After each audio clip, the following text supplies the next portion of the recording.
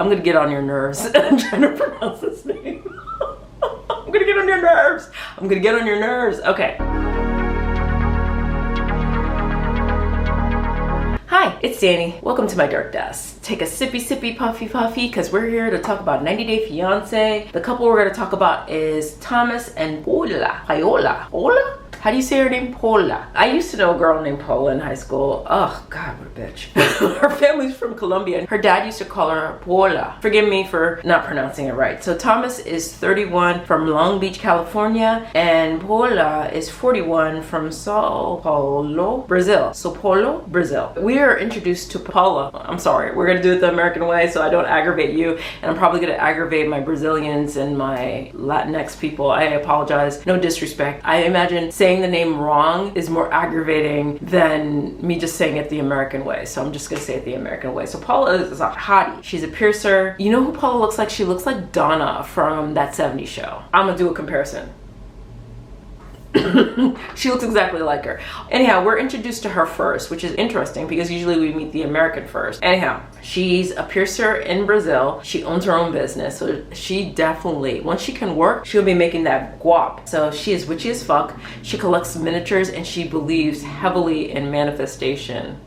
Now, don't get me wrong, I love me a witchy bitch. Look at me. I'm tasseled up and I burn sage like a motherfucker. I remember in my previous house, I was trying to burn sage to cleanse the space, and the way my ex coughed like a demon, like a demon. I should have known that he was evil.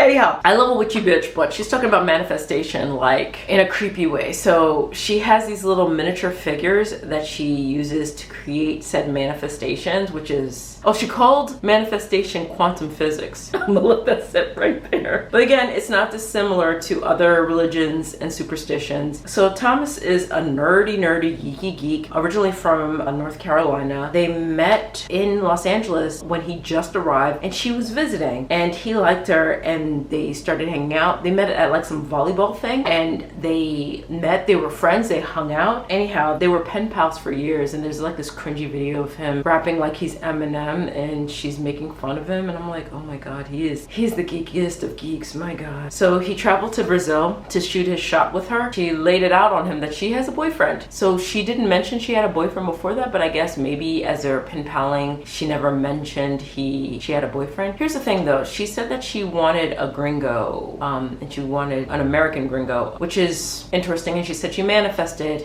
Tom. That's cool and all, but like the fact that he traveled to Brazil, and I imagine she was aware that he was traveling to Brazil, yet and still she didn't alert him that she had a boyfriend before he bought the ticket, before he made traveling arrangements. That sounds a little sussy. But anyhow, she says she had a boyfriend and they just stayed friends for a little while. One day she tells him that she broke up with her boyfriend and they've been together ever since. After 2 years of dating long distance, they got engaged. This whole thing is pretty weird. The more I think about how she didn't tell him she had a boyfriend, the more I'm like, were you cheating on your boyfriend? Were you having these flirty, intimate conversations with another dude while you had another dude in Brazil? That's not cool. Anyhow, she thinks he has horrible taste, which, you know, he's a guy. And it sounds like he's just cheap. She likes to spend, and he does not. He sounds like he's a thrifter, meaning he will spend a long afternoon in a thrift shop. She likes to fool-la-la with Amazon Prime. Now, this guy I dated was such a thrifter, and he was just like, we could go thrifting. And on our first day we went thrifting and I was not feeling it. I was like, this is boring. I don't want to go through, I'm not a thrifter. I'm just not.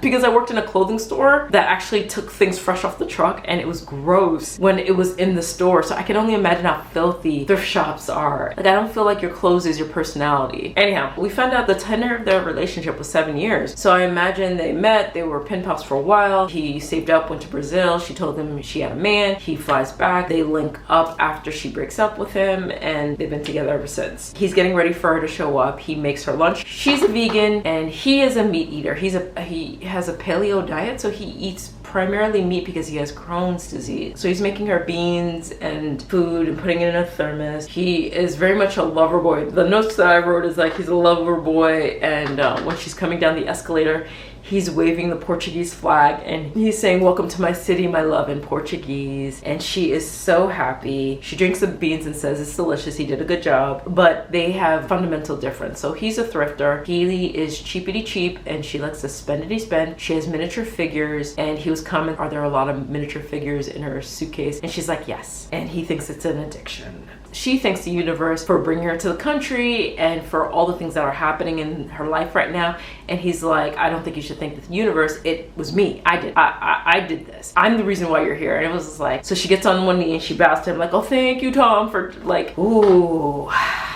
She's a hard edge to his soft edges. And I don't know how that's gonna work. Honestly, like, he is super sensitive. I could tell, I could smell it off of him. He is super sensitive, super feely, super touchy. He was crying when she came off the escalator. It's very sweet, but she is hard. And it could be a cultural, I don't know, maybe it's her personality, I don't know, but she's a tough bitch. And I don't know if it's a good match, but anyhow, they're driving and she's so excited to see palm trees. I was the same girl, same in Florida. She thinks LA is affordable.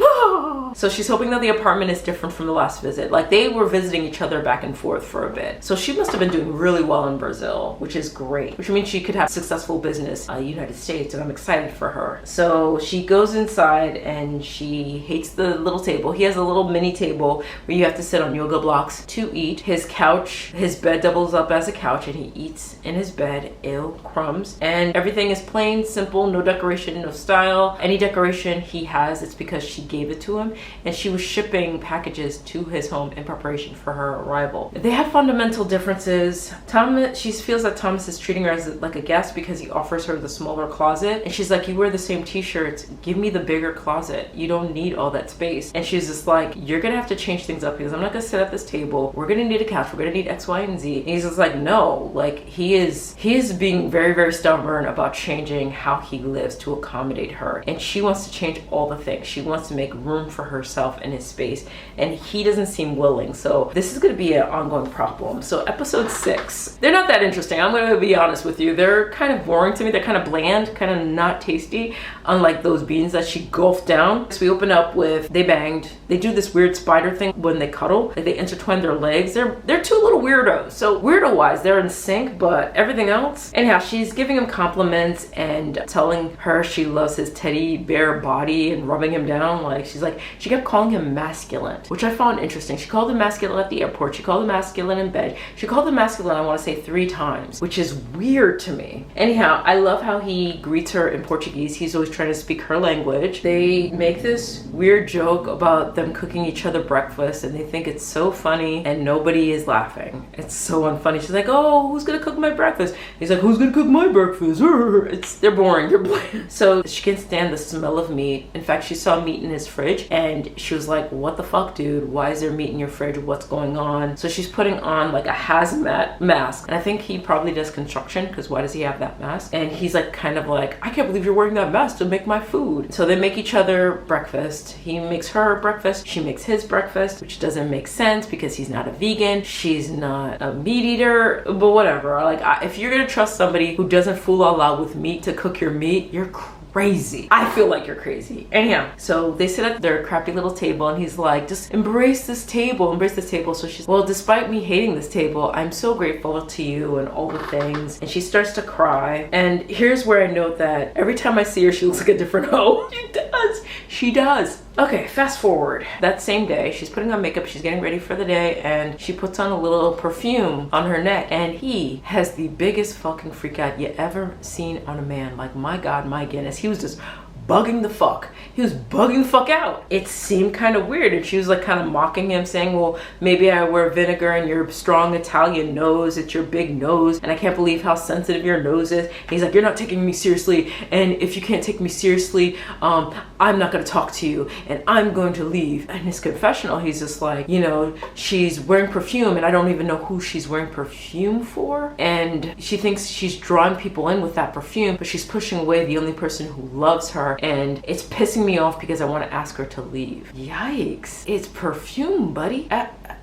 He's like, you should know this is not your first time. And like, this is a lot just for some perfume. So what I'm seeing here is she wants to feel like she belongs here. She's having anxiety about being in a new country, being with her boo full time, and she's putting on makeup to make herself feel better. And he is uncomfortable with the fact that he will have to make changes. He will have to adjust his life, and he is so anxious about it. This is all I see is anxiety from the both of them for different reasons, and they're not empathizing with each other, which is why they're having this conflict. They're both being really unreasonable and not being very kind to each other. Now, it's not like Marissa and Edward and how she's passive aggressive and snipping. They're both being very aggressive, but I think they're doing a lot for a little. And I'm a rock with old Paula here. Tom is freaking the fuck out, and I feel like it is disproportionate to the offense, and I think because it's disproportionate to the offense, it must be a bigger reason that he's spiraling out. He says something like, you don't make me feel safe. If I don't feel safe, I can't be here. And I was just like, oh, you don't feel safe, sir, in your home? Like, he wants to take off running. He might be an avoidant. So that's Paula and Paula and Tom. Yikes. Tell me your thoughts on that. Such a downer. Oh my god, this is a mess. They're probably gonna get married, but this shit's gonna crash and burn. Anyway, thank you so much for watching. Please be sure to like, comment, subscribe, do as you deem fit. Remember, keep your sippy sippies, puffy puffies close, all the things you need to close, but keep your instincts closer, and I'll be sure to catch you on the flips. Bye. Like, if you need your clothes to be your personality, says the girl wearing the Cowboy Bebop shirt.